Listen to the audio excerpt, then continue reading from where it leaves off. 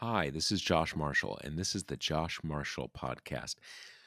We have a kind of an interesting episode today, interesting on a few different levels. We are going to talk about, I just did a post on Trump had this rally in Arizona on Saturday, and there's that kind of like elite journalism thing of people aren't supposed to amplify Trump and, kind of foreground what he's saying too much for all these reasons that don't, at least to me, make a lot of sense.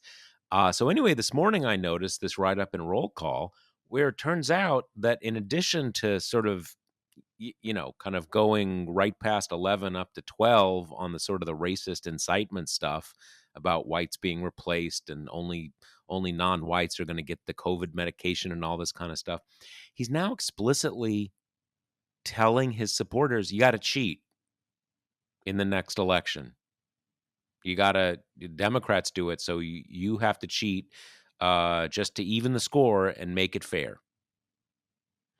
And I think we've always known that all these charges about, false charges about cheating and, uh, fake election, this and that and the other, is really about a permissioning structure to say it's okay for you to cheat because they cheated, or it's okay for you to prevent them from voting because they cheated, all that kind of stuff. But he's getting more and more explicit on that. And I think everybody should know that. I think everybody should know that. And I think that Republicans should be asked about it at every turn. So that is happening. And I'm going to quickly let you remind you about Grady's Cold Brew Iced Coffee before I get to some other news. So you got hooked on $6 iced oat lattes and $5 nitro cold brews. It happens to the best of us, but a few months and a few $100 later, you're ready to become your own barista. Making cold brew at home isn't rocket science, but it is messy, not to mention the need for grinders and strainers and unitask or brewer containers. If you want to make cold brew at home the easy way, order a Grady's Cold Brew Kit. It's a simple and space-efficient way to make a week's worth of coffee without the mess. Ready to give it a swirl? Get 25% off at Grady'sColdBrew.com with promo code TPM. That's at Grady'sColdBrew.com with promo code TPM. So the other news this week is that Kate has COVID. Hi, Kate. Hi. So thankfully, Kate has a generally mild case, but we're going to do an abbreviated episode so Kate can conserve her energy because she's also in different in addition to this job as co-host of our podcast, also is one of our lead reporters. So we're gonna keep it relatively brief, probably about half the length of an episode. So Kate, what's the story? You have COVID. You've arrived. I do. Yeah, so I had some symptoms of COVID, but also turns out that every kind of typical wintertime illness basically shares COVID symptoms. So, I had a cough and a headache and some muscle aches and everything. So I took a test and I was so surprised that I was positive. I don't even know why because it's not I haven't been living, in a totally hermetically sealed bubble because I'm vaccinated, I'm boosted, I'm young and healthy. I live with my boyfriend who's young and healthy. So, you know, not that we've been going to raves or anything, but I went to the hill last week and things like that. But I think what was surprising to me is that I thought if I were to get the kind of big bad disease that's in all of the headlines, I would know for some reason. It would feel like nothing I've ever felt before. And, maybe that is just kudos to the vaccines for being as good as they are, that it feels a lot like wintertime illnesses I've had before, where I've just got a bit of a hacking cough and, you kind of feel run down. So it really hasn't been bad. I haven't been, bed bound at any point. Um, I would say the weirdest thing, and I was just telling Josh before we went on the air, is a few days into being sick, I got the loss of smell and taste part of COVID. And you know what? that sucks. It really sucks. It turns out eating is totally unenjoyable when you can't taste it. And I've never been one of those people who's like, "Oh, I forgot to eat today." I take a lot of joy out of meals, but I keep getting to this point where I'm suddenly feeling really bad and I'm like, "Oh, what's going on?" It's like, "Oh, well, I haven't eaten in 12 hours because I have no appetite. It's just gone." So that's the weirdest thing, and I'm hoping that those senses come back very quickly, and I promise to never take them for granted again. It is, our sense of taste, we it's so second nature, it's so basic to kind of being a human that, we kind of lose a sense of what a primary life experience that is. Just not like, oh, the best, croissant I ever had and it was bliss, but just like, oh, this tastes like this tastes like that, right? It's just a kind of, and same with sense of smell. Um, it's funny that, a you mentioned I'm not sure, I don't want to put words in your mouth, but I'm not sure, a sense of shock, but a sense of like, what? Wait, I have COVID? Mhm. Surprise or shocked when you got the test result.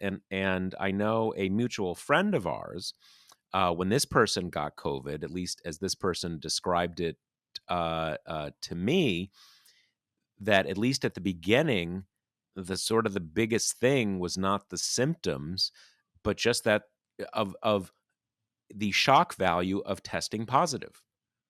Just being shocked at some basic level. And when I thought about it, and I had vicariously sort of an experience like this when my son tested positive a few weeks ago, and he's totally fine. Was I think we've all been living for a couple years now with a primary thing. I'm trying not to get COVID. I'm wearing a mask. I'm doing this. I'm doing that. And obviously, there are certain people who are kind of living in mortal fear of COVID, and some people for good reason because they have very high risks. Other people who are totally blasé and kind of strutting. I'm not wearing a mask and all this kind of stuff. But still, it's been such an ever present. It's even if you are really casual and not worrying and all that kind of stuff, it's still been such an ever present thing for 2 years that when you get a positive test, even if you're not worried in any big sense, it's just a jolt. Mhm. It's just a jolt. It is. And it sounds like you had Yeah. some of that too. There's also just been so much, I think largely thanks to Trump, but so much kind of like virtue attached to how you act during the pandemic for kind of both tribes, for the liberal wing of things that means, caution and masks and, I've definitely been behaving much more on that end of the spectrum, and then for the kind of right wing it's the opposite of that, right? It's like the conscientious throwing off of responsibility kind of thing. So there was this weird moment where I felt guilty when I got my positive diagnosis. Like, I had this initial rush of, oh, that's careless of me. And then I had to kind of sit myself down and be like, okay, I've very conscientiously worn a mask. I am aware that what is a low risk to me is a heightened risk to others, and I've tried to act in ways that kind of that show that. But it's funny that that is definitely a layer to this in a way that has not been, that in years past, if you got the flu in the winter, you probably wouldn't have this feeling of like, God, that was dumb Like of me, like reevaluating your life decisions kind of thing. Exactly. Yeah. Right, right, right. When my son tested positive, and kind of in rapid succession, both my sons had it, and they're both fine. When my older son, who got it first, got his positive test, I had a kind of a different sense of guilt. Like, my son's healthy. He's obviously quite young, right? He's a teenager. So I didn't have any big concerns about his health, right? but it kind of jarred me, and I had this experience of failure. And I thought about it because I'm like, wait a second, it's fine. It's gonna be fine. There's nothing like, you know, it's totally fine, nothing to worry about. But I think what it was is that for me, I have had kind of a mission for 2 years now to keep the people in my family from getting COVID. And I've done all sorts of things to maybe not prevent it forever, but put it off as long as absolutely possible, figuring that the longer you can put it off, the better the medical, protections are going to be. And so I had, again, vicariously a bit of that sense of sort of like I'd been holding a kind of a weight for 2 years, right? Or built up this thing of I need to keep people in my family from getting COVID. And so when he did, I was kind of like I had this very kind of uncanny feeling of failure, you know? It's a Yeah. weird feeling. And as you say, it's not like you do what you can. It's an infectious Mhm. disease, right? I mean, it's kind of but And it's funny because I think as valid as that emotion is, it is also a bit at odds with where we are in the pandemic, considering the all the kind of safety mechanisms we have at this point, which is that, we kind of as a people are the safest we've been from the virus since the beginning. But this, the battle on the turf of kind of virtue and civic responsibility and how we're supposed to act as a society is so kind of scorched earth that I think some of those feelings, have dribbled down even into now, like like we would have probably felt if we got COVID, way at the beginning, kind of before there was any protection in place and things were a lot more dangerous for everybody. well, and that's why it was it seemed like such an uncanny experience because I was having both experiences at once. You know, kids are fully vaccinated, they're healthy. So at the same time, I was like, hey, this is okay. Tons of kids are getting it. Yes, there are some rare examples of some bad outcomes, but those are almost always unvaccinated or underlying health condition. So I knew that. So I was like, this is fine. It's really okay. And yet I had I had clearly built up over 2 years some level of my identity was I need to keep my family from getting this illness as long as possible. So there was this kind of weird, uncanny both things at one time. One, it's totally fine, and another kind of like I failed. I Yeah, failed. And it was just kind of weird. I get that. I think it's also I would not be surprised if these kind of different flavors of this experience that we're describing become much more common because I mean this variant it really does just spread like wildfire. I feel like I for the longest time only knew people who had COVID by, degrees, people Yep. who were Yep. separated from me. And now it's just it feels like everyone I know every other day I'm getting a text of like, ugh, finally got me, that kind of stuff. Yeah, no, to absolutely, and I'm sure that's sort of, a common experience around the country now. Certainly, 2 or 3 weeks ago now in New York City, that was the thing where it kind of like you described. We've all known someone who's had COVID over the last couple years. Um, but in my case, like, not a ton of people, some, not a ton, and then suddenly, in a period of, like, 10 days, Yeah. like, everybody gets it at once, and that's kind of,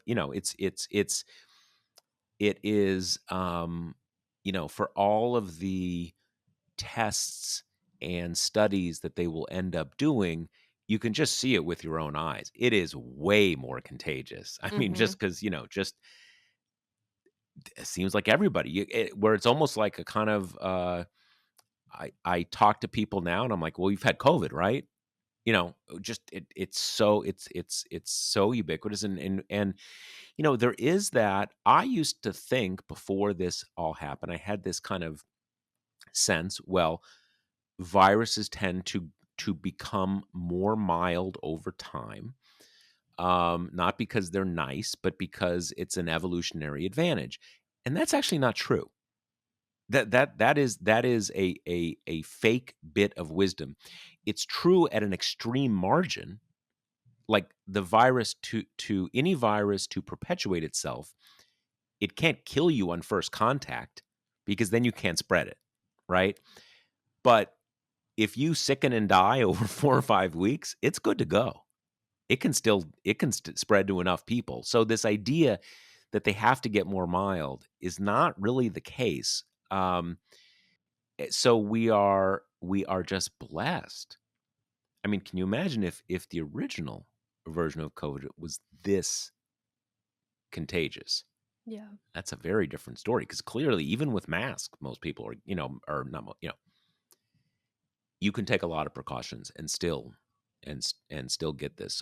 So thankfully, it it does seem to be intrinsically more mild, but also most people are vaccinated now or they've already had COVID. So it's also that that this is the evolutionary arc of most infectious diseases, that you have the human population becomes experienced with the disease, i.e., you have development of a population wide immunity either through vaccination or through getting sick.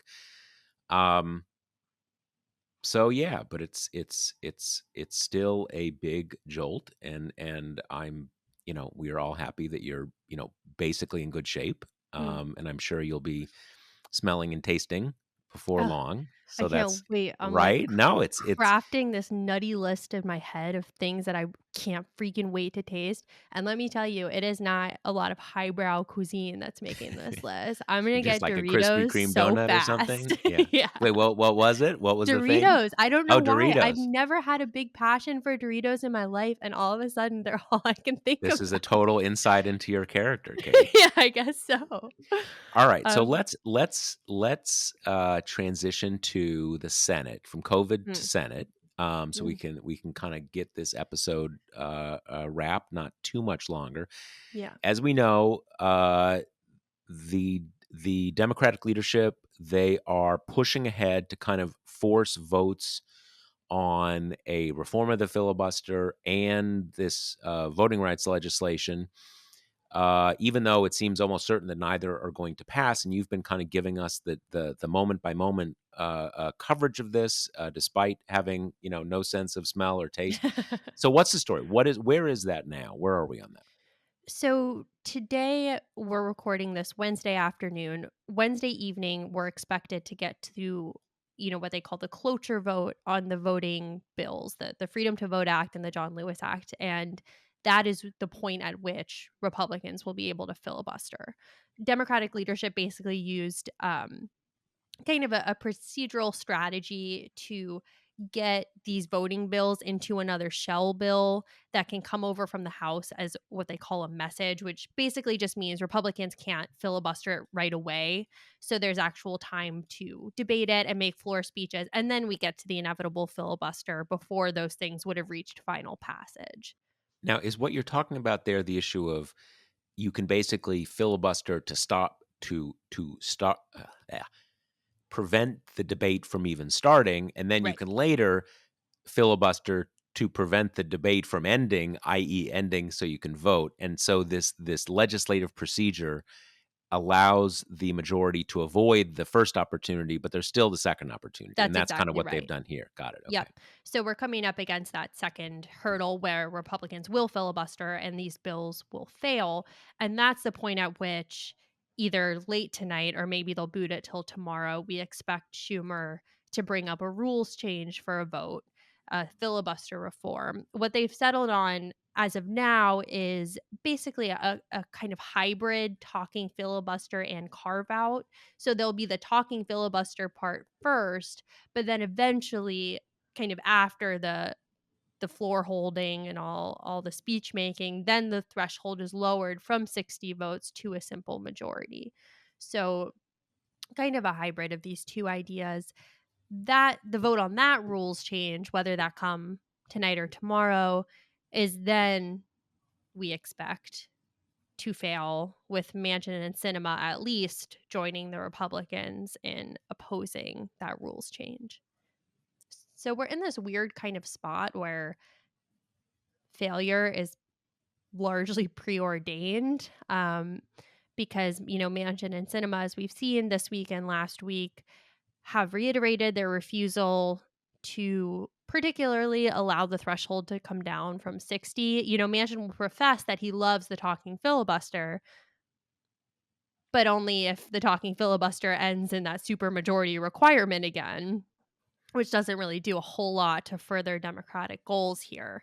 Um, so we're kind of barreling towards that. There have been a lot of questions floating around, like, why are Democrats doing this? Kind of why highlight an intra-party division rather than really kind of railing on Republicans? Why hold a vote that's doomed to fail? And, when I was on the Hill last week, a lot of members feel very strongly that I think you need to put kind of a punctuation mark on this. Like, you need to kind of end the conversation, get people on the record, force Manchin and Sinema to vote publicly against these rules changes. And I think that serves two purposes, both not just letting Manchin and Sinema kind of like squishy talk their way out of this stuff, because they say things that to an untrained ear would sound reasonable, right? Oh, I'm all for voting rights legislation, except they're really not, because they won't, reform the rule that would let those things pass. So there's that piece of it, and then I also just think there's a piece of like they've got to put a period on this so they can move on to something Yeah. else. And that's what this vote would do. And we are seeing some ramifications, I think, for these senators having to be on the record. Last night, we got statements from Emily's List and NARAL kind of clearly aimed at Sinema, saying it's now a red line for us that if you don't support rules changes to pass democracy reform, you will not get our endorsement in the future. And she responded to it. So, I mean, it clearly And kind of what did she say? she basically used a version of her argument that the supermajority threshold prevents wild swings in legislation, including in the realm of women's rights and women's health, which is actually, you know, for a long time, abortion rights groups have been kind of resistant to filibuster reform, because the fear there is, if Republicans are gifted a simple majority, the first thing they're going to do is try to outlaw abortion. But Hmm. that really Hmm. has changed in this term. I think part of it, the aggression from this court, it's pretty clear to all supporters of abortion rights that those rights are very endangered, whether that be through a Republican controlled Congress or the Supreme Court. So it doesn't matter as much. Um, Right. and also, kind of the way they premised these statements was, you can't have women's rights without democracy rights. Without a functioning democracy, you're not going to have that anyway. So, they've kind of switched their positioning on that. Well, I think it's also a misread of the legislative politics that if Republicans in the majority want to outlaw abortion, they'll just get rid of the filibuster. I Right. mean, and I think this is what has driven the change, is that you can't have seen what happened with Merrick Garland and then with Justice Barrett, kind of like when a seat is on the line, man, you just crawl over glass to get it done. Nothing stands in the way. And I think everybody gets that now. I think the other point is that I don't think, what we've seen from the court is I don't, the court will do it for them. But I don't think Republicans don't want to do this at the national level, because I think there would be serious blowback. They vastly prefer doing it indirectly through the court in a way that does never quite has their fingerprints on it. So, what it all comes down to is that, holding on to the filibuster in a case like this, uh, it just has no effect one way or another on abortion rights. It's just irrelevant to it. And so how important you think abortion rights or reproductive rights generally are is kind of irrelevant to the calculus, because it just has nothing to do with it. And clearly, as you say, that has kind of everyone has made that same deduction from the Yeah. facts of the last few years. I think on that argument in particular, there's just kind of like two relevant things. One of which, as you say, is if Mitch McConnell sees a future advantage should Republicans retake the Senate in getting rid of the filibuster completely or making more carve outs, he's going to do it.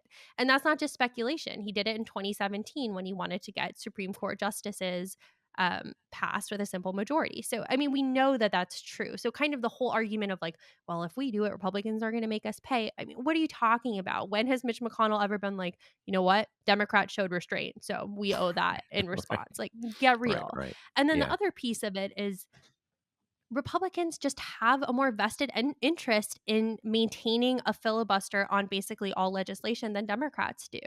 And they keep, especially during this kind of marathon of floor speeches we're seeing that are happening before these votes happen.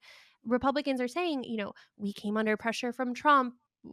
He wanted us to get rid of the filibuster. We stood firm, we refused. And that's not because of any kind of moral high ground. That's because they knew that the stuff they wanted to get passed, which was namely tax cuts and judicial nominations, you can do with the filibuster in place. So it Yeah, just they've already hurts been carved Democrats out. more. Yeah, they've already Exactly. been carved out. And that is absolutely the case. What Republicans want are only things that have already had the carve outs. But the other point goes to the abortion rights issue, that the things that they hypothetically would want to get rid of the filibuster for are generally things that elected Republicans don't actually want to do. Mhm. Some of their supporters may want to do it, but they don't want to do it because, God forbid, in 2023. I mean, it's really notional until 2025, since obviously Joe Biden would veto anything that comes out of a Republican Congress in the 2 years after 2022. But if there's a national abortion ban passed through Congress in 2025, that would put a lot of Senate Republicans under pressure, right? So they don't want to do it. So it really is, as from every different direction, Republicans already have everything they want. They don't need to get rid of the filibuster. So it's all sort of notional. In any case, we went on this sort of sidetrack from when you were saying that, you know, the rationale that Democrats have for wanting to kind of play this out to the end, getting everybody to vote, and that it is having some repercussions for these two, maybe more Sinema than Manchin. Let's pick up from there. So they're Yeah. getting some blowback, and that where do we go? Where does it, kind of play it out for us? I mean, and the other piece of that is just there is a shift in how other Democrats are talking about them. For like a whole year, it's been very treatment with kid gloves. I think with the understanding that you can't do anything without these two people, no matter how pissed you may be at them. We are now kind of turning a corner a little bit, I think, because of, the at least what now looks like the death of Build Back Better coupled with the death of these voting laws. Yesterday you had kind of Bernie Sanders saying he'd be open to primary challenges to the two, which isn't like, shocking. It's Bernie. But then Schumer was But posed the just same say it. But saying it right. out loud is goes somewhere. Yeah. And then Schumer's asked the same question and he kind of dithers. He won't answer it, which is kind of notable in and of itself. That I think we're reaching the point where people realize, you can be as polite as you want to Manchin and Sinema. It doesn't matter. They've Yeah. kind of Yeah. showed that they are not going to come into the fold at this point. So, that's also something that's kind of circulating now. And of course, that's a bigger threat for Sinema than it is for Manchin, just given their political realities. But so, we're kind of coming up on the end of this push, this, punctuated by passionate speeches, but not much else. And so when all this fails, I think the big question is, okay, so what does the Senate do now? My guess is, it's going to be a return to Build Back Better. They're going to try to see if Manchin would pass anything, which I think in some ways might just look like a baby version of what we've been doing this whole time. Because he just has shown us again and again that he will be as kind of vaguely optimistic. I'm talking to everyone, I'm negotiating as long as he can before someone's like, okay, you're giving us absolutely nothing. Right. But I Right. mean, Right. what else do you do at this point, right? I mean, they've kind of got to go back to that, and I assume in between. They'll shove through kind of as many nominees as possible, which has kind of been one of the most successful hallmarks of Biden's presidency so far. But, I don't, other than that, the path forward legislating wise is not super clear to me at this juncture.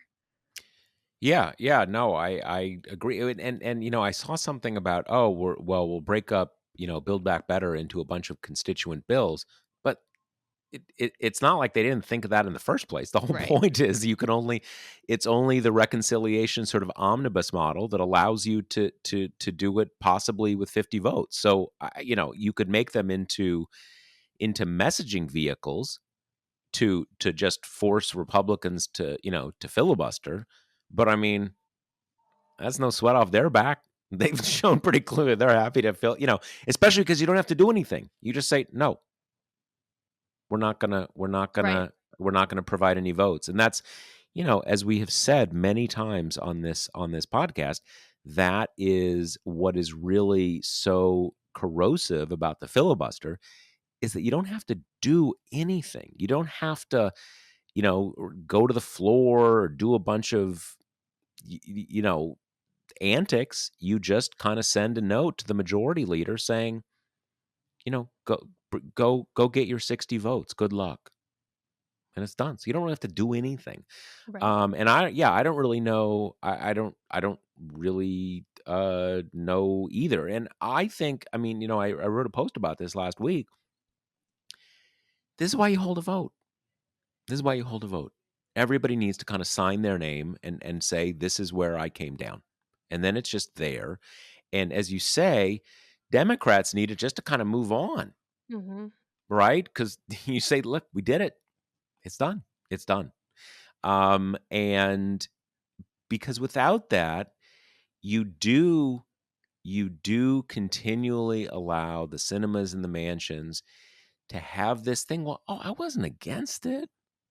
I was negotiating in good faith, and we were almost there, and when the time was all, talk, talk, talk, talk, talk.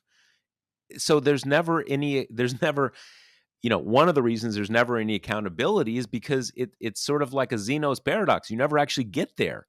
So there's no decision that you can be accountable for. It's just, kind of, the back channel non-discussion discussions and all that kind of stuff. So anyway, so Right. that is so when is it when are we done with this? When is this what's the kind of the play out over the next few days? When are they going to have all the votes and this is done, done, done?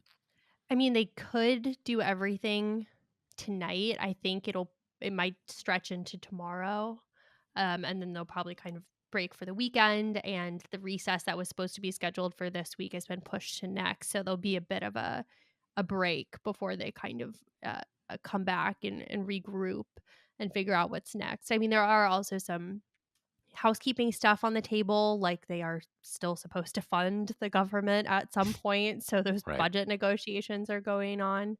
But yeah, I think that'll be there's a big kind of voting crescendo where Democrats feel like they have done everything that they can, both to do it and both to show constituents and stakeholders, like, you said Biden wasn't involved enough. He did this big speech. He came to the Hill. We tried to find a rules change that would appeal specifically to these people. Schumer has even said, these filibuster reforms would only be applicable to these two bills in an attempt to win over Manchin and Sinema. So I think they're trying to just do out in the open everything they can, place the blame on Manchin and Sinema, and then kind of disperse and let the reverberations come out from that, and then figure out what the game plan is going to be going forward.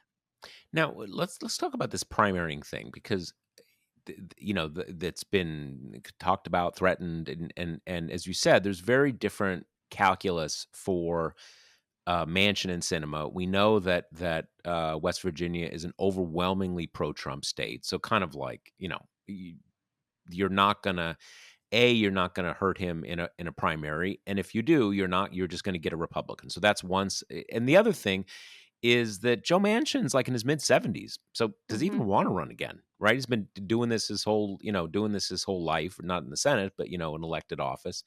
Kirsten Sinema is in her early 40s, I think, maybe mid 40s, and is in her first term. So very different calculus, very different Right. state. is there anything more concrete than these sort of vague statements from senators on this front? Well, in the House, you've got, Ruben shoot, what's his last Yeah, name? Ruben Gallego. Ruben Gallego kind of, uh, becoming more and more explicit about his intent to primary cinema. Um, it's kind of like her her statements and her speeches are almost like this little State of the Union, and then he delivers the rebuttal, Right, basically. right, right, right, right. Um, so, you've got that dynamic playing out. I think the other piece is you had Mark Kelly come out with a statement yesterday basically explaining why he's for the rules change for voting rights. So the other thing with cinema is just you really do have a one-on-one comparison showing how like a normal senator from Arizona would act and then how she acts. Whereas with Manchin, obviously the other West Virginia senator, Shelley Moore Capito, is a Republican. So it's just different.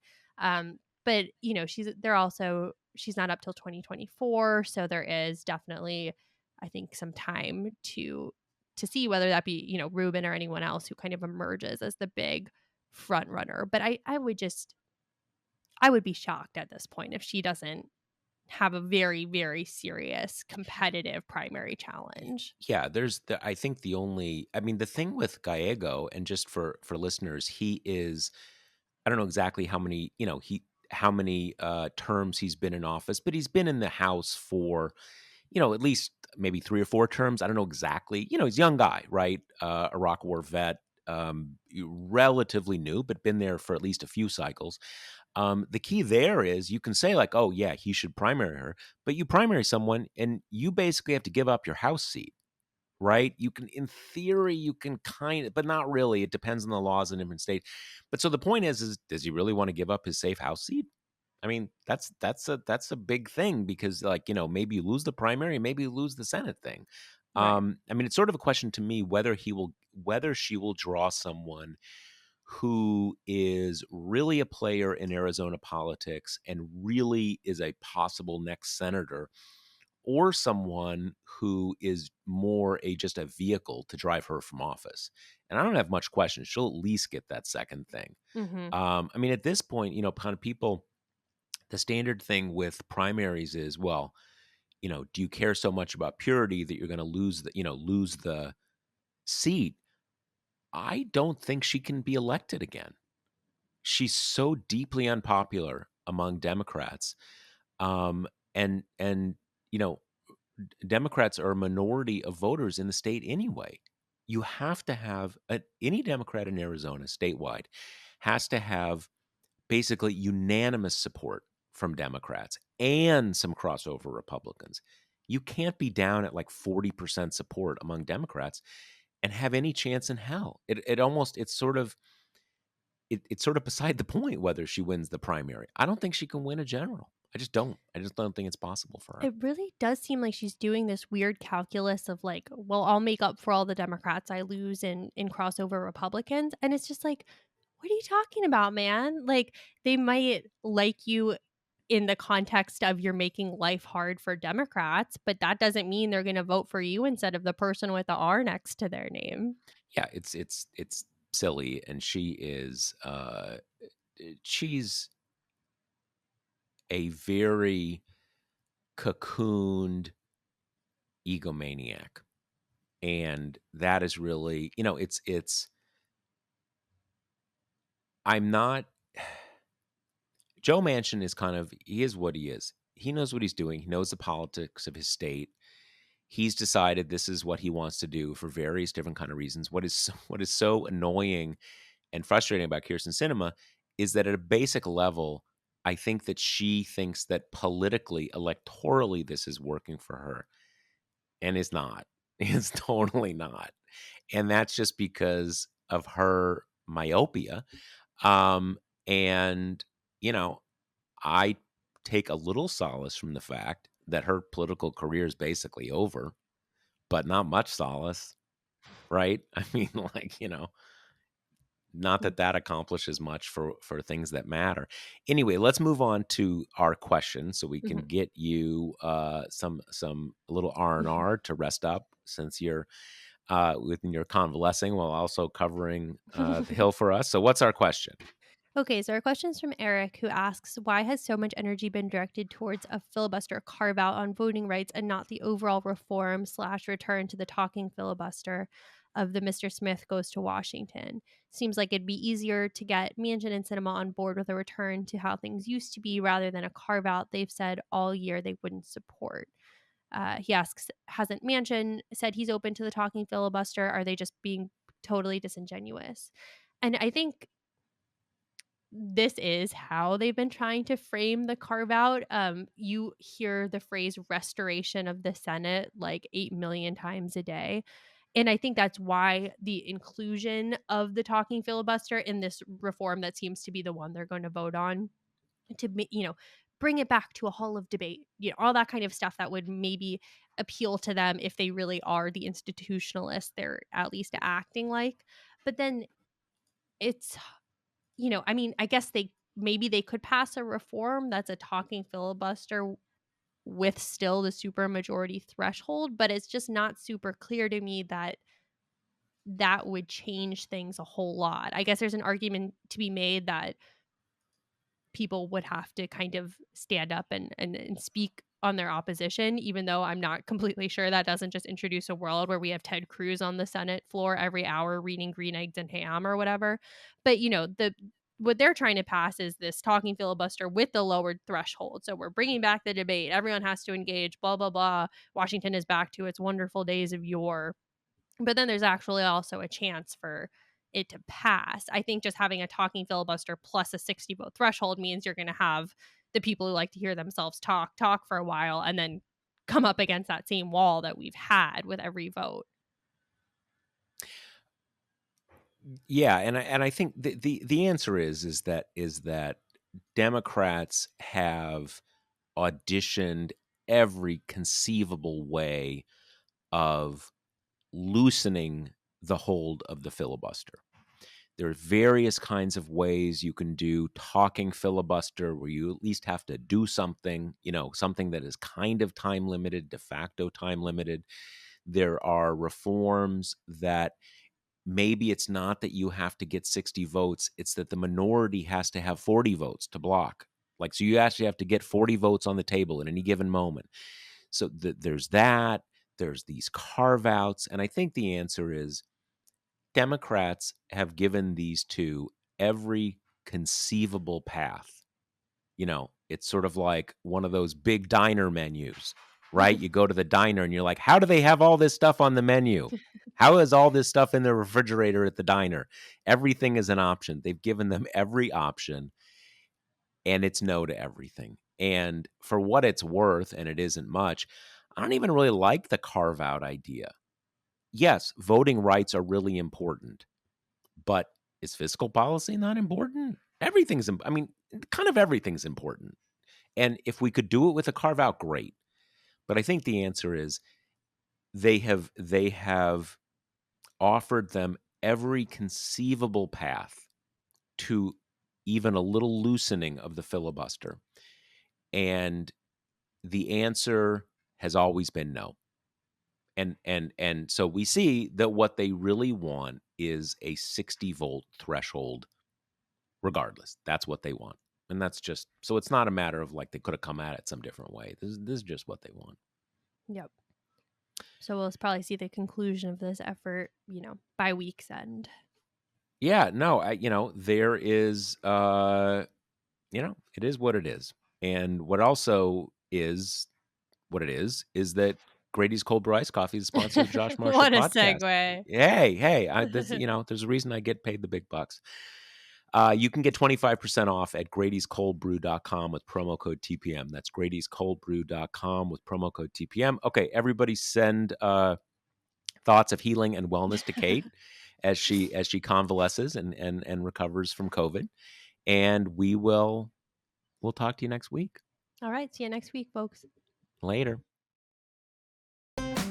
The Josh Marshall podcast is hosted by me, TPM reporter Kate Riga, and TPM founder, editor-in-chief Josh Marshall.